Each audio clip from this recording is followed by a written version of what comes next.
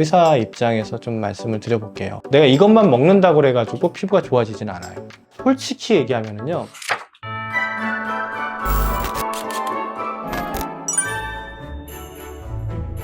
안녕하세요, 올리브 피부과 원장 조재영입니다. 오늘은 환자분들께서 진료실에서 되게 많이 물어보시거든요. 피부 영양제 광고 되게 많이 하잖아요.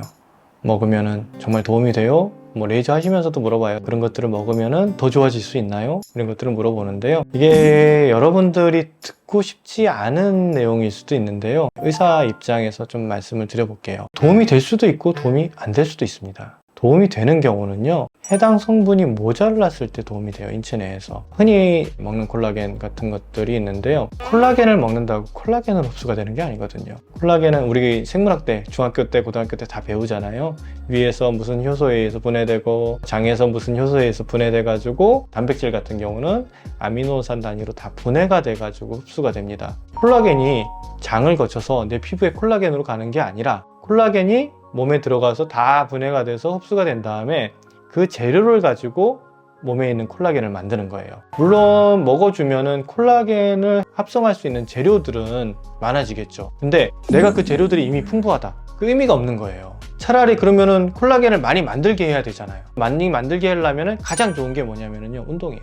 성장 호르몬이라든지 이런 호르몬 분비가 원활하게 돼야 되기 때문에 이제 유산소 운동뿐만이 아니라 근육 운동 같은 것들을 같이 병행을 해서 해주시면은 이 호르몬에 의해서 이런 탄력도라든지 이런 것들이 증가하게 되거든요. 막 합성을 해요, 몸에서. 그때 이게 들어가 주면은 아무래도 재료가 많아지니까 합성이 잘 되겠죠. 근데 우리가 맨날 나는 족발도 먹고 고기도 먹고 뭐 수육도 먹고 하는데 거기다가 먹는 콜라겐까지 먹는다고 그래가지고 이게 어떤 특별한 작용을 주기는 사실은 어려워요.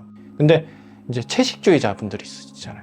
고기 같은 거 안 드시고 하시는 분들은 이제 이런 콜라겐들을 섭취를 해주시면은 아무래도 그건 좀 도움이 될 수가 있겠죠. 개개인에 따라 다른 거예요. 근데 내가 이것만 먹는다고 그래가지고 피부가 좋아지진 않아요.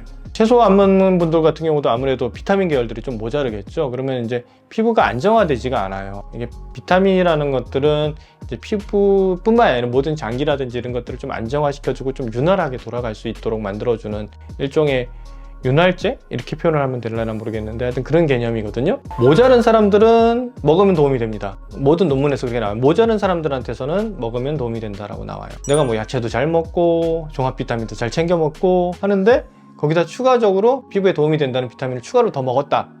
근데 이게 충분한 상황에서는 의미가 없는 거예요. 이제 모자른 상황에서만 의미가 있는 겁니다. 그래서 솔직히 얘기하면요, 피부를 좋아지게 하는 가장 좋은 방법은요, 1번 많이 잔다. 호르몬을 좀 안정화시키기 위해서. 2번 적당한 유산소와 근력 운동을 한다. 3번 고른 시기를 한다. 그러니까 뭐 편식을 하거나 특정 뭐 고기만 먹는다든지 야채만 먹는다든지 이렇게 하지 말고 4대 영양소라고 하죠. 4대 영양소가 고른 시기를 하고 거기다 뭐 조금 모자른 것 같은 비타민 같은 거 조금 같이 챙겨서 드시면은 그게 가장 좋아질 수 있는 방법입니다. 사실은 우리가 이제 조선시대나 이제 옛날 원시시대가 아니잖아요. 그래서 웬만한 영양분들은 오히려 더 많이 섭취를 해서 문제죠. 저도 마찬가지고 계속 어떻게 좀 줄이면은 더 좋지 뭔가를 더 많이 섭취를 한다고 해서 좋을 건 없거든요. 적당한 영양분이 들어가는 게 좋고, 현대사회에서는 뭐 사실 단백질이 부족하거나 비타민이 부족하거나 그런 경우는 거의 없거든요, 솔직히. 그렇다 보니까 거기다 뭐 추가적인 영양을 막 더한다고 해서 이게 어떤 눈에 보일 만한 효과를 얻기가 어렵다는 거죠. 일반적으로 일단 비타민 계열들은 좀 드시는 게 좋아요. 비타민 C 같은 경우들은 미백작용 같은 것들도 하고 항산화 작용을 하거든요. 되게 말이 많기는 해요. 심지어 뭐 암도 막아주고 뭐 이런 것들도 있는데 학자들 사이에서도 말이 많아요. 그게 효과가 있다, 효과가 없다라는 경우들도 있는데, 비타민은 좀 충분해서는 나쁠 건 없거든요. 지용성 비타민 같은 경우는 너무 많이 먹으면 문제가 되는 경우들도 있는데, 비타민 A 같은 경우는 간에 영향을 좀 미칠 수가 있거든요. 수용성 비타민 같은 경우들, 비타민 C라든지 비타민 B라든지 이런 것들은 많으면 그냥 몸에서 나가버려요. 비타민 D 같은 경우들도 우리가 이제 현대인들 같은 경우는 햇빛을 많이 못 보잖아요.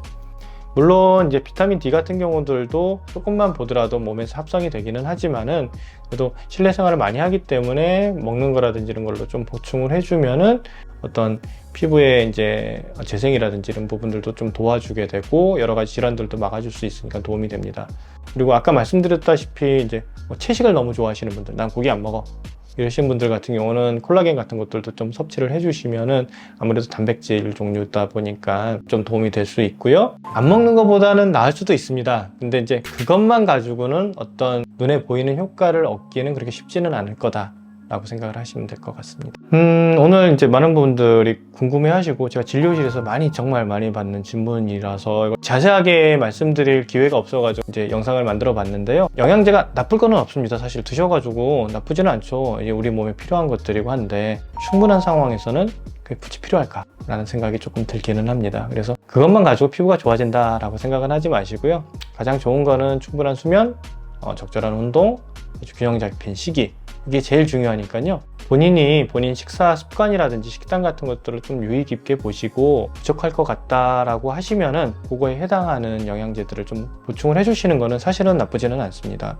그래서 한번 고민을 해보시고 선택을 하시는 것이 현명하지 않을까 생각합니다.